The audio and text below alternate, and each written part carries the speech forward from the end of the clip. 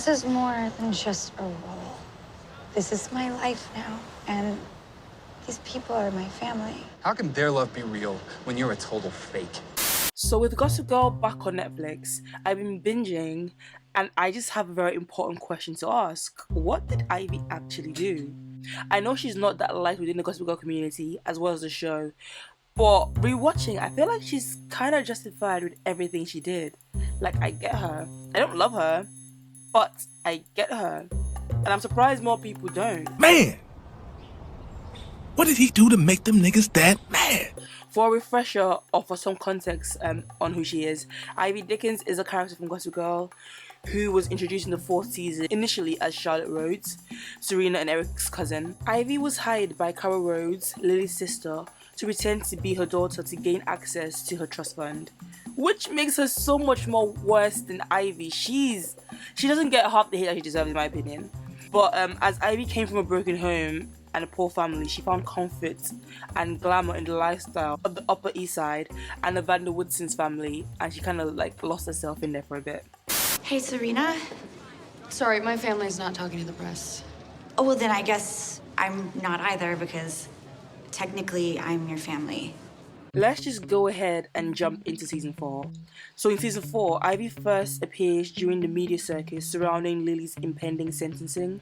She introduces herself to Serena as Charlotte, and the two girls go shopping. They have a nice time until Carol catches her in the city and is shocked to find her there. Because Serena discovers Lily paid Carol to come and gives her money every month, she tells Charlotte that she shouldn't feel bad about disobeying her mother by being in the city. If it's okay with you, Aunt Lily, I'd like to stay in Serena's old room. Catch up with the family, make up for lost time. The next day, she tells Carol that she wants to stay in the city and get to know her family. She moves into Serena's old room at the Vander Woodson penthouse. Meanwhile, Serena hears that Dan and Blair kiss and enlists Charlie to find out if they're secretly dating. While in the city, she pretty much hangs out exclusively with Serena, Eric, and Dan. She kind of develops some feelings for Dan and begins to scheme ways to make him hers. She pretends to be conned by Vanessa to appear to be a damsel in distress, thus gaining Dan's attention and taking Vanessa out of the equation for good. I've read Gossip Girl enough to know that Dan can't resist a damsel in distress, and you happen to make a perfect villain. Come on, Vanessa. If you actually knew how to get Dan, you wouldn't be running away to study abroad. Dan invites her to go with him to Constance/St. Jude's alumni gala. She accepts, and after seeing a photo of him acting with Serena, she steals the dress that she wore and accessorizes herself to kind of match or look like Serena. During this time, she has also forgotten, quote unquote, to take her medication. At the gala, she tries to seduce Dan in Headmistress Collar's office, but she freaks him out when she asks him to call her Serena. You call me Serena. What? I told you that bitch crazy.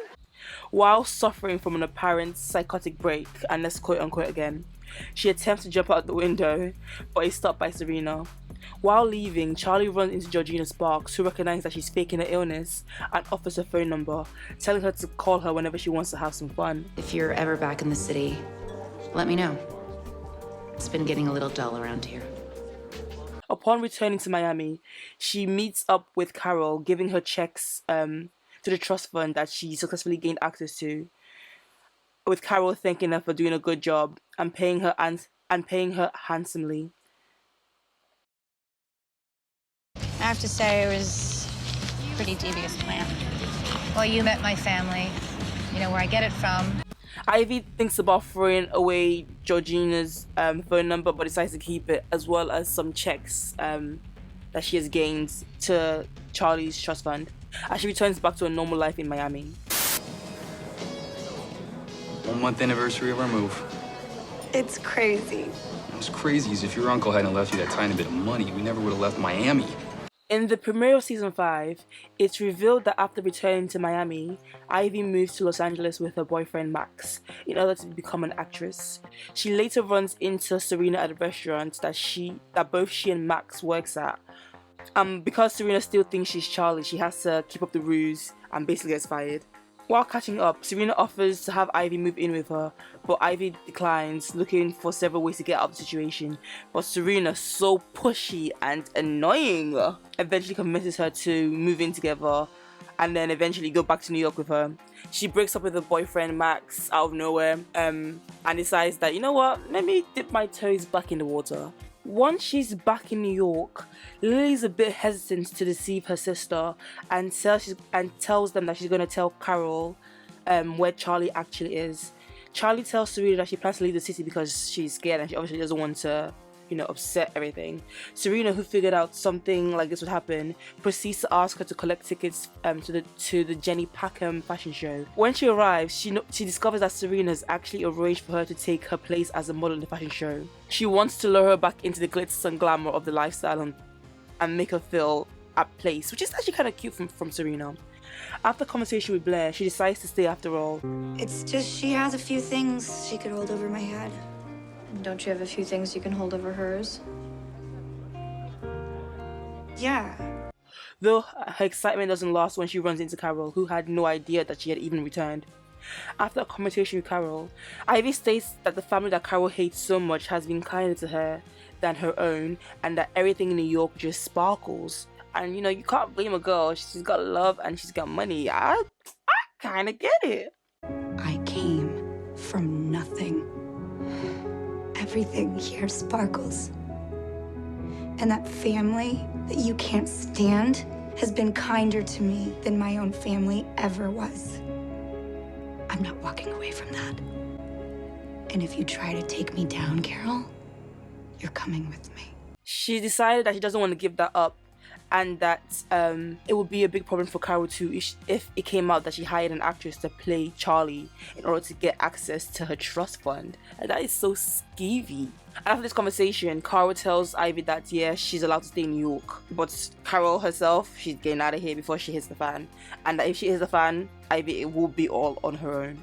So now Ivy's comfortable in a new world, everything is going fine, until she goes to a party and she learns that she left her cell phone at the fashion show, and it's like something that could reveal her true identity. She is unaware, however, that the phone, as well as several others, were stolen by Nate and his boss Diana Payne.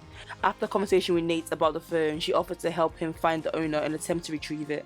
After she accomplishes this, Diana is a bit suspicious and discovers the connection between Ivy and Charlie, but agrees to keep her mouth shut as long as Ivy works for her and tries and discovers secrets between the Upper East Side elites. Please don't tell them. I won't. I'm gonna protect you. If you let me. While snooping around, Ivy discovers that there are files that Bart had about Serena, Lily, Eric, and himself, full of secrets that could be exposed. She gets Nate to try and help her unlock the safe so she can steal it, but Nate convinces her to leave it alone, as that's her family, and why would she want to betray her family for a job that she doesn't even really need? Charlie, these might be my friends, but they're your family. And you're acting like you barely even know them. She pretends to agree, but she later turns them into Diana because she really wants to keep a hold of a secret. Which, fair enough. A little bit later down the line, in attempts to get inside information on Blair's upcoming wedding to Louis, she competes against some of Blair's crones, goonies, what's the other word? Lackeys, to become an official member of the bridal party. She later attends the lunch party of the revamped New York Spectator with Nate, where they kind of use each other to get what they want. Charlie, part of the competition is that the first person to kiss someone worthy would take the spot. So Charlie wins the role as Blair's bridesmaid when she kisses Nate, whereas Nate kisses her to make Diana jealous. But their motives are kind of unknown to each other. Later, an angry and jealous Diana confronts Ivy about the kiss and threatens to reveal her secrets. But she reassures her that she didn't know that she was the one Nate was trying to make jealous, and she literally only did it to win a spot on the bridal party. Although Ivy has kind of developed some feelings for Nate, Diana threatens to reveal her secret, which kind of stops her from acting on any of those feelings, even though Nate is feeling it back.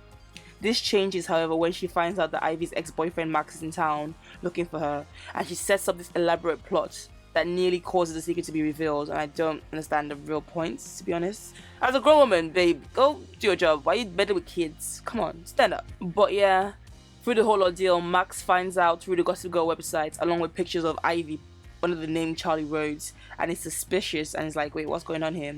He tracks Ivy down to the Brandon Woodson penthouse and backs Ivy into a corner and she's forced to tell Lily and Max that her mother made her change her name to be Ivy in order to avoid being used for her money.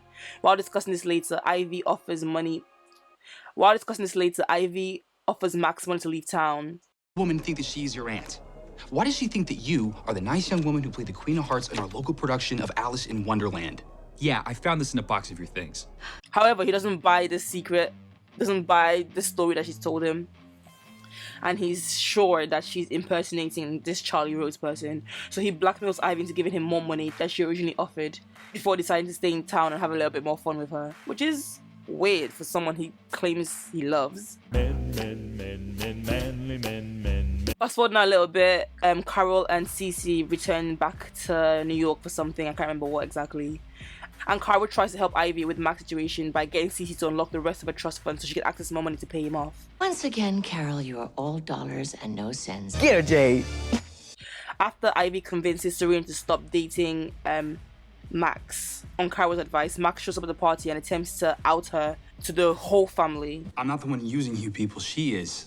However, Carol, luckily, is able to convince the whole family that Max is the one lying, later telling Ivy that if the family find out what happened to the real Charlie Rhodes, Ivy wouldn't be the only one locked out of the family. Carol tells Ivy that she may now leave New York and start a life with the wealth she now possesses. Ivy, however, tells her she doesn't really care about the money or the luxury of being a Rhodes, and that Carol can even have the trust fund because all she really wanted was a family.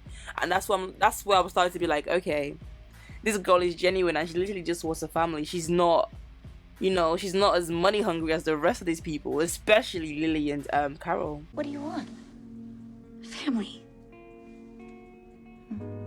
I'm sorry, I never knew that you'd had such a troubled upbringing. After his failed attempt to expose Ivy, Max continues to threaten Ivy's new life. She tries to sell the story to a bunch of publications, but including Nate's and The Spectator, but he has already been warned by the Vanderwoodsons not to take him seriously. When this fails, Max takes the story to Nate's cousin, Congressman Tripp Vanderbilt, on the eve of her debut into Manhattan society. When Max shows up at the party, to cause distraction, she sends a blast to Gossip Girl about Chuck and Blair, and this is in the middle of Blair's supposed marriage to Louise, so she's a big deal in front of the paparazzi. With this blast being said, this causes the paparazzi to flock to the party, and when Blair and Chuck try to escape, they get into a life-threatening accident after being tailed by paparazzi. Ivy confesses to Rufus that she's a fraud from feeling so much guilt, but before he can respond, Lily comes rushing up with the news that Blair is awake, but Chuck is still unresponsive. Overwhelmed with the guilt, Ivy calls Carol and asks for her help to leave the Manhattan for good, as she can't deal with this anymore. A few weeks later, concerned about Charlie's long absence, Lily hires a private investigator to find her, but the private investigator finds the real Charlie instead, who is actually in New York and is attending Juilliard. I'm sorry, I thought you were Charlotte Rhodes. I am, yeah. People call me Lola. And you are? Looking for a different Charlotte Rhodes. Oh, it never occurred to me that there might have been two of you.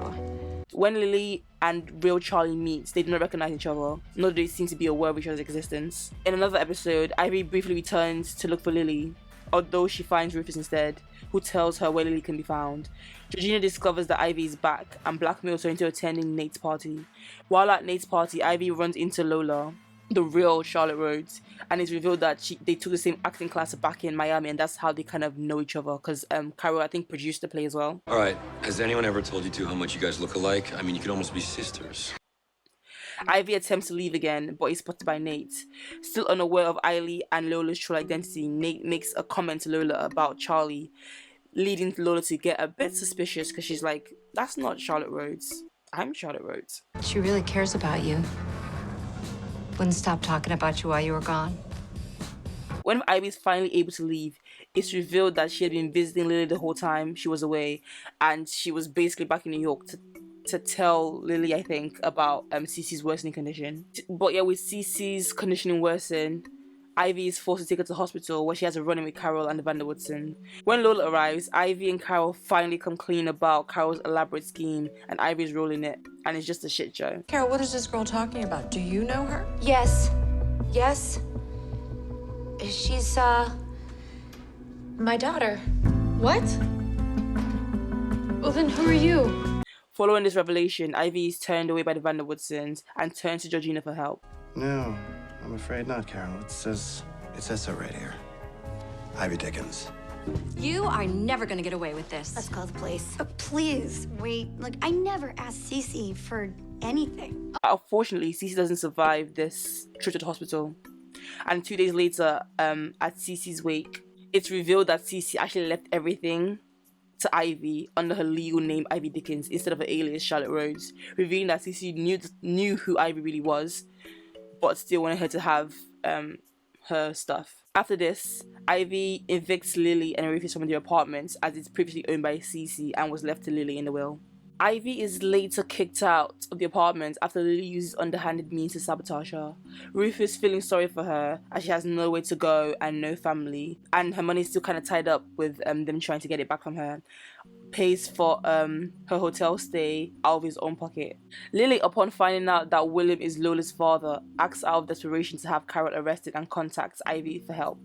In exchange for her help, Lily will lift the blame from Ivy. Upon testifying against Carol, Lily writes Ivy a check for $1 million and asks her to leave and never return. Ivy literally begs Lily for her forgiveness and insists that all she wants is to be part of the family and to win her trust, like she doesn't care about the money. But Lily declines and bids her farewell. I could tear up this check. Lily, please, just let me earn back a place in your heart. Goodbye, Ivy. Leaving the apartment, Ivy rips up Lily's check, revealing that Ivy wasn't in it for the money and she was telling the truth to Lily, that she just wants to be family. But that's kind of stupid though, because even if that's what you wanted, you don't have to rip up the check. Keep it there as a saving grace, just in case, because you never know, right? You sure you want to do this? Cece gave it to you. I'm just giving it back. Well, thank you. Anyways, in the finale, they're able to stop the money from going to Ivy, and Lola gets, what was originally supposed to go to her. But when she gets the money, she gives it back to Ivy and makes Ivy promise that she used the money to take down Lily for what she did to her mother. I know you're really worried about Serena, but you should try to relax your face. You're getting some very pronounced frown lines. In the premiere of season 6, Ivy seduces Rufus's and they enter into a relationship. And I have so many thoughts on this, but I'll get to that later. Just gross. She tries to persuade Rufus to go through unpacking a group of boxes that Lily has sent over to the loft after having all his stuff from the apartment moved out. She finds some incriminating evidence in the boxes and uses it to her advantage to take Lily down. Chuck teams up with her as she tries to drive a wedge between Bart and Lily's relationship to help expose his father's secrets. In one episode, she's able to obtain Bart's records from an illegal oil dealing. Bart and Chuck are both desperate to get them, and she tells them that whoever has a better plan to ruin Lily's life can have the records. All I want is for Lily to be left with no one and nothing. Now whichever one of you makes that happen first can have the microfilm. Bart offers to divorce Lily, but she decides that this isn't enough and plans to take photos and convince Lily that they have slept together. Unbeknownst to her though, Rufus found the records and get into Lily, so she loses out on having the upper hand with both boss men, and they don't really care about helping her anymore. I don't know why Rufus decided to help Lily, because fuck her. But again, I have thoughts on Lily too, and I'll get to that another day. Loser! I have called you all here because you are the most conniving group of scammers and schemers that I know. And Serena, you're my best friend. In order to save Chuck, Blair hires her to help scheme against Bart along with Serena, Georgina, and Sage. Their plan works, and Ivy's able to walk away without being hurt. Well, whatever acting you have going on over there has nothing on my performance. Rufus Humphrey's easy on the eyes and even easier to manipulate. Throughout the season, it was shown that Ivy was working with someone else aside of Lola to take Lily down, and she was even only pretending to like Rufus just to work on a plan. And it's revealed that William was this person. William. Ivy, right? But it turns out that William was just using her to get back together with Lily and never even loved her. Ivy is just hurt and devastated by this and leaves the city after her defeat. What are you doing? I'm getting exactly what I wanted, to be with Lily. The love of my life, the mother of my children, and I thank you. I truly thank you for the role you played in making that possible. In the last few minutes of the episode, in the 5-year flash forward, it turns out that Ivy has written a best-selling autobiography called the Ivy League. which has been adapted for film with Olivia Burke and Lola Rhodes starring in lead roles, which is, I guess, a cute way to tie things up. You'll be alright going back to your real life after having been a part of that world? I think I'll be fine. But yeah, that was a brief recap of Ivy's journey or Ivy's story in the series. And Ivy was made out to be such a villain, but for the life of me, I can't figure out why. Honestly, nothing she did was any worse than anything any of the main characters have done to each other, so I don't get the hate. Aside from the fact that she lied, but that wasn't even her, that was mainly from Carol. Ivy also did everything she could for Cece, so what's the beef? You know, I think it actually boils down to the fact that they actually just don't like outsiders. I didn't really clock it before, but the outsiders thing is a big deal. Like, if you're not one of them, they don't look at you like a decent person, regardless. So now I can see why Dan cared so much about the outsider label. Like, think about it. Ivy inherited that money from Lily completely legally, meaning that she knew who Ivy was. Ivy was the one to spend time with her before her death. She's the one who trusted her to even tell her that she was sick. She talked to her doctors, she helped her, and she was there for her. She listened to her. You're the only person I feel safe with. I won't leave you. I promise. She clearly knew who her real identity was and wasn't being scammed or manipulated. As the lawyer even said, Cece was mentally sharp right up until the very end. I hate how the Vanderwoodson made it seem as if she stole from them, acting as if they were entitled to Cece's money despite having plenty of their own. It was just greedy. I seriously doubt Lily or Carol gave a rat's ass about Cece. They were just mad. They made absolutely no attempts to honor her will and were just money-hungry brats looking out for themselves. Like, yeah, it's your mother's money, but you don't even like your mom, so I don't get it. And they have money of their own, bro. They have their own fucking fortune. Greedy, greedy rich people. Ooh-wee, look what that money make a bitch do. And the fact that they welcome William back into their life with open arms, when William has done so much worse, it's crazy. Like, that man was basically poisoning Lily and trying to kidnap the family, but he's okay? He can be forgiven? Right, okay then. Obviously, pretending to be Charlie wasn't good, but again, that was basically all Carol, not the 18-year-old with no family and no money who would just accept an acting job and stay there for the family she desperately craved and had grown attached to. Well played, Rufus. You butter me up, remind me how great you can be only to have your little tramp show up here and throw whatever this is in my face. Lily. And I just want to say as well, yeah, I get the storyline with Rufus was completely gross and unnecessary in my opinion. But aside from that, Lily started this fight. I swear, I have so much smoke for Lily. So much smoke for Lily. But I will actually save that for another video. That stuck up attitude, that fancy outfits, and the hairpin behind the always looking good doesn't excuse her from being a terrible person. She was a terrible mother, a terrible wife, and just a terrible person in general. Ugh, as I've like been to the series more and more over the years, I've realized she's a terrible person. I've got smoke for her. I'm coming for her in another video. To me, Ivy was more of a victim than anything else for the most part. And she gets so much hate. And like I said, I don't know why. You're a Lifetime movie called Nobody Gives a Damn, the Ivy Dickens story. Yeah, you could argue that she did a lot to destroy Lily and Rufus, but again, that was on William's request and Lily's request.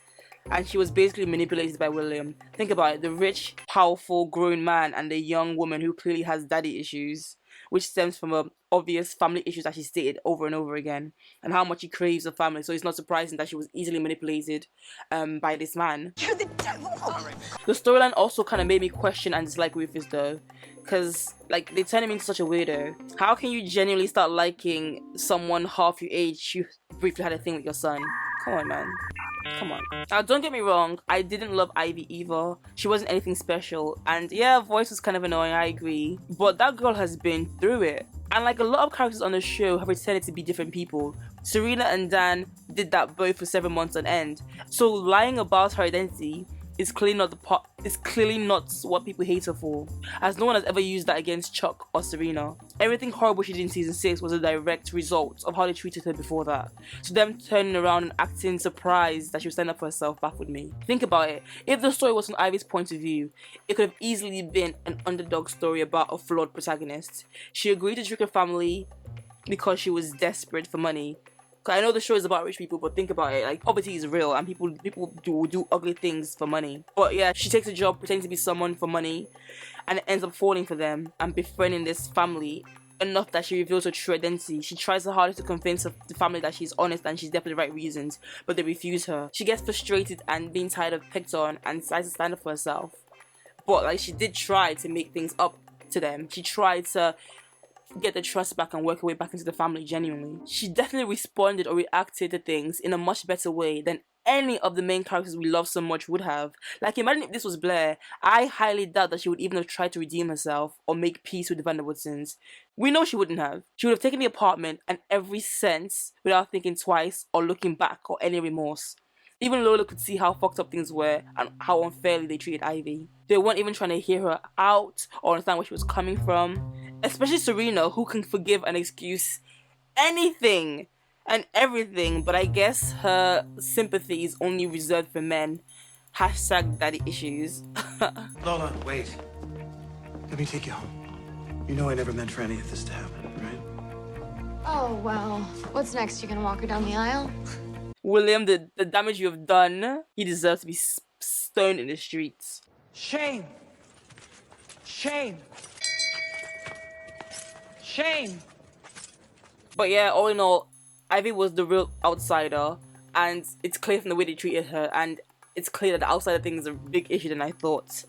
But that's just one girl's opinion. I don't know, man. I don't know what you guys think. But yeah, I feel like Ivy doesn't deserve as much smoke as she got. And yeah, that's pretty much it for this video. I just thought I'd give a short sweet one, but it turned out to be like 30 minutes. Surprising. But yeah, I think I'm gonna start this series of like, I have a question, because there's so many different things in TV shows that I have questions for that I need to rant about. So I might start doing these like I have a question series where I just rant about how wrong some characters were done. But yeah, let me know what you think about this format. Let me know your thoughts as well. What did you guys think of Ivy Dickens? I know a lot of you don't like her, but please tell me that I've done a good job in helping you see things a bit differently. It took me a while to get there too. Actually, no, it didn't. I always saw it, but I didn't care. But as I rewatched and binge again, I became more and more annoyed. So yeah, let me know if this video kind of changed your mind in any way, or if it made you reconsider things, because she actually was done dirty. She's not the villain they make out to be, and I will stand on that. I'm standing on business. I stand on business. But yeah, if you enjoyed the video, don't forget to like, don't forget to leave a comment, don't forget to share, and don't forget to subscribe. I am trying to get back to being consistent. It's just these copyright issues keep beating my ass. I don't know why they won't let me be great, but I'm gonna keep fighting back, okay? Like that. Hopefully this one comes out on Sunday just as it's supposed to, and I will see you guys in 2 weeks. Bye.